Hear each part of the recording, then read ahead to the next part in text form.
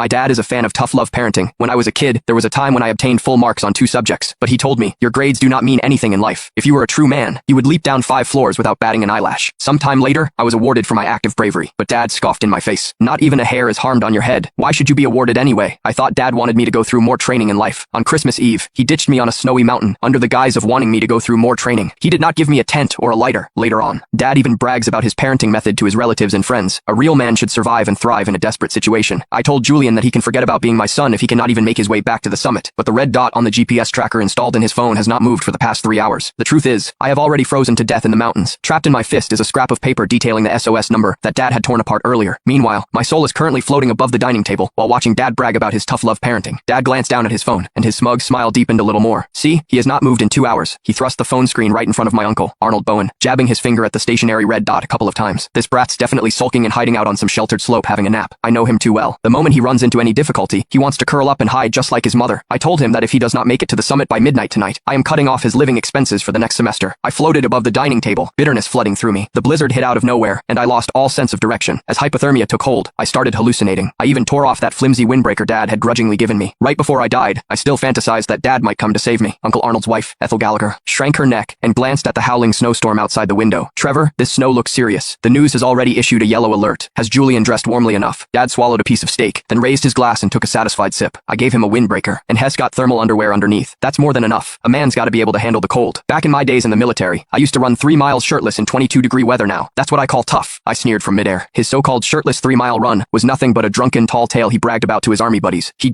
turned his own drunken fantasies into truth, and then mercilessly imposed them on me. But Dad, I was already stone cold dead. I floated right in front of Dad. I wanted to tell him that I had tried my hardest, that I had wanted to keep climbing, but my lungs felt like they were exploding, each breath like swallowing knives. My legs had gone numb long ago, all because of the single-layer hiking boots he forced me to wear to toughen up my will. I screamed right in his face, Dad, I am cold, so cold. After muttering something under his breath, he picked up his phone and held down the voice message button. Julian, quit playing dead. I see your location has not moved. Are you staging a sit and protest against me? Well, let me tell you, it will not work. If you are not at the summit by midnight tonight, do not even think about going back to that crappy college of yours. You can go work on a construction site instead. His finger lifted, and the message was sent. I stared at that familiar chat window. The last message was still the one I sent him 3 hours ago. Dad, I cannot breathe. Is the medicine in your bag? I think I forgot to bring it. His reply was, medicine. I already threw it away. That stuff's a crutch for the weak. Just tough it out. It will pass. In that moment, I fell into utter despair. I kept climbing in the snow until the last trace of warmth drained from my body now, floating in midair. I stared at the face of the man I had called Dad for 20 years. Suddenly, he felt like a complete stranger. This was my dad. To him, my life was worth less than a plate of appetizers or a topic to brag about in front of relatives. Just then, urgent pounding on the door rang out.